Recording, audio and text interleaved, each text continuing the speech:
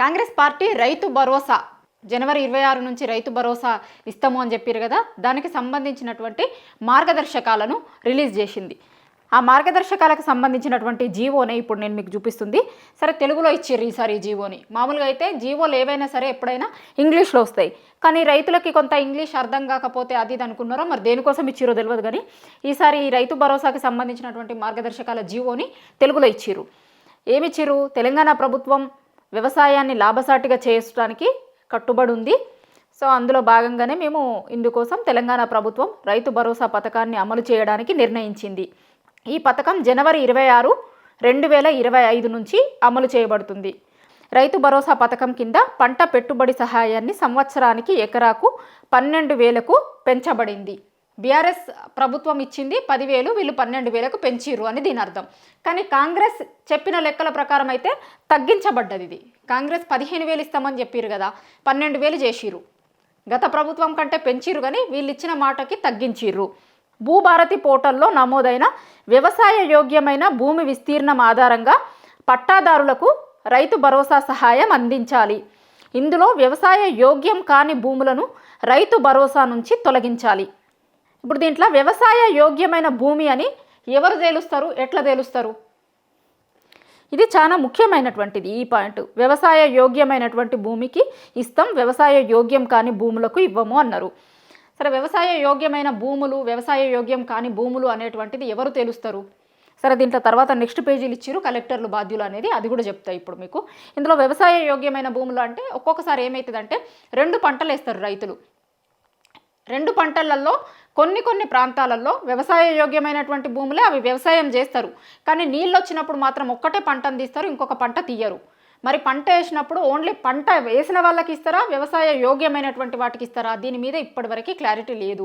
కనీసం గైడ్లైన్స్లలోనన్నా క్లారిటీ వస్తుందేమో అనుకున్నారు, కానీ వ్యవసాయ యోగ్యమైన భూమి అన్నారు. వ్యవసాయ యోగ్యమైన భూమా, లేదంటే పంట పండే భూమా, పంట పండించే భూమా, పంటలు వేసినటువంటి భూమా? ఎందుకంటే గతంలో వీళ్ళు ఏం చెప్పారంటే, బీఆర్ఎస్ పార్టీ అధికారంలో ఉన్నప్పుడు రోడ్లకు ఇచ్చిర్రు, రాళ్ళకి ఇచ్చిర్రు, రప్పలకి ఇచ్చిర్రు, గుట్టలకు ఇచ్చిర్రు, రియల్ ఎస్టేట్ భూములకు ఇచ్చిర్రు, పెట్రోల్ బంకులకు ఇచ్చిర్రు, అన్నింటికి ఇచ్చిర్రు. మేము అట్లా ఇయ్యము, వ్యవసాయం చేసే భూములకే ఇస్తాము అన్నారు. అంటే వ్యవసాయం చేసే భూములకి, సాగు చేసే భూములకి. ఇక్కడేమో వ్యవసాయ యోగ్యమైన భూమి అంటారు. సాగు భూమికి వ్యవసాయ యోగ్యమైన భూమికి కూడా చాలా తేడా ఉంది. మరి దీని డెఫినేషన్ ఏందో గవర్నమెంటే చెప్పాలి. దీన్ని ఎట్లా డిసైడ్ చేస్తారు అనేటువంటిది కూడా గవర్నమెంటే చెప్పాలి.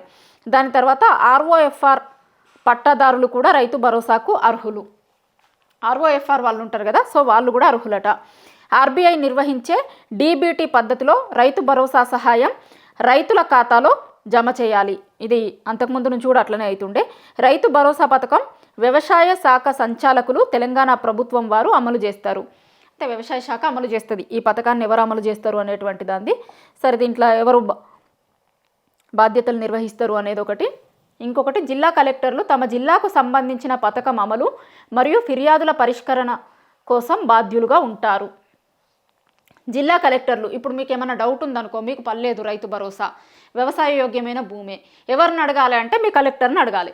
సరే, గతంలో కూడా రుణమాఫీకి సంబంధించి కూడా కలెక్టర్లను అడగాలి అన్నారు. అక్కడికి పోయిర్రు కలెక్టర్లు, మాకు సంబంధం లేదు బ్యాంకు దగ్గరికి పోర్రి అన్నారు. బ్యాంకుల దగ్గరికి పోతేనేమో మండల కేంద్రంలో ఉన్న అధికారుల దగ్గరికి పోమన్నారు.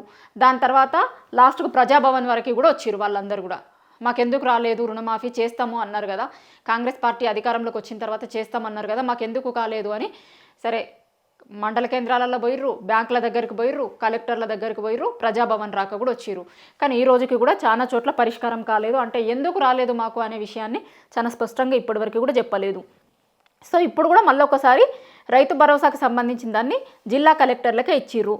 వ్యవసాయ శాఖ సంచాలకులు కూడా తగు చర్యలు తీసుకోవాలి అని అన్నారు.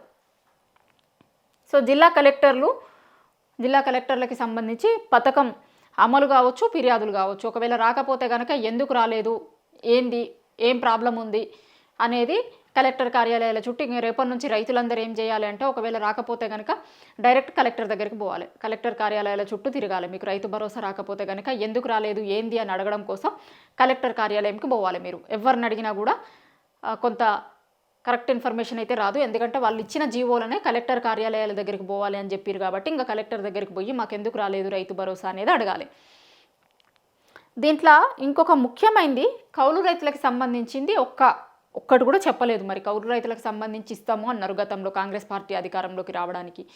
ఈ జీవోలో మాత్రం కౌలు రైతులకు సంబంధించినటువంటి ఏ ముచ్చట కూడా చెప్పలేదు. సో దాన్ని ఏ విధంగా చేస్తుంది కాంగ్రెస్ పార్టీ, కాంగ్రెస్ ప్రభుత్వం అనేటువంటిది చూడాలి. ఇప్పుడు ప్రభుత్వం కౌలు రైతులకు సంబంధించి మళ్ళీ స్పెషల్ జీవో ఏమన్నా ఇస్తుందా, వాళ్ళని ఎట్లా తీస్తారు, వాళ్ళకి ఎట్లా ఇస్తారు డబ్బులు అనేటువంటిది చూడాలి. ఇది కేవలం రైతు భరోసాకి సంబంధించినటువంటి గైడ్ లైన్స్. 15,000 అన్నదాన్ని 12,000కు కుదించిర్రు, అంటే సంవత్సరానికి అన్నట్టు. ఇప్పుడు ఈ దఫాకి ఇప్పుడు జనవరి 26కు పడుతుంది కదా, మీకు జనవరి 26కు 6,000 పడుతుంది. ఎందుకంటే సంవత్సరానికి 12,000 అన్నారు కదా. సో జనవరి 26కి వేసే దాంట్లో 12,000 పడుతుంది అన్నట్టు. సరే సంక్రాంతికి వేస్తాము అన్నారు, సంక్రాంతి దాటిపోయింది, మళ్ళీ ఇప్పుడు జనవరి 26కి వేస్తాము అన్నారు. సరే జనవరి 26 రోజు కూడా రైతులందరికీ కూడా ఒకటే రోజు పడుతుందా, లేదంటే కొన్ని రోజులు ఒక వారం 10 రోజుల పాటు వేసుకుంటూ పోతారా అనేటువంటిది అయితే ఇక్కడెక్కడ చెప్పలేదు. ఎందుకంటే ఒక్కొక్కసారి జీవోలో ఇస్తారు, మొత్తం ఒకటే రోజు వేస్తామా, లేదంటే దఫాలుగా కొన్ని జిల్లాలకి కొంతమందికి అట్లా వేసుకుంటూ పోతారా అనేటువంటి ఇన్ఫర్మేషన్ అయితే ఇందులో లేదు. కాబట్టి అందరికీ ఒకటే రోజు ఇస్తారా, లేదు అంటే ఒక్కొక్కరికి ఒక్కొక్క రోజు అట్లా వారం 10 రోజుల పాటు రైతు భరోసా ఇస్తారా అనేటువంటిది అయితే ఇచ్చినటువంటి జీవోలో క్లారిటీ లేదు. కేవలం ఇందులో ఉన్న క్లారిటీ ఏంటంటే జనవరి 26 నుంచి ఇస్తాం, 12,000 ఇస్తాం, వ్యవసాయ యోగ్యమైనటువంటి భూములకు ఇస్తాము అనేటువంటి క్లారిటీనే ఇప్పటివరకు గవర్నమెంట్ ఇచ్చింది. ఈ క్లారిటీ ఉన్నటువంటి వాళ్ళకి ఈ క్లారిటీతో మీకు వస్తాయా రావా అనేటువంటిది ఇప్పుడు ఇక రైతులు డిసైడ్ చేసుకోవాలి. ఒకవేళ రాకపోయింది అనుకోండి, రైతులందరూ కలెక్టర్ దగ్గరికి పోవాలి. గవర్నమెంట్ చెప్పదలుచుకుంది ఇది.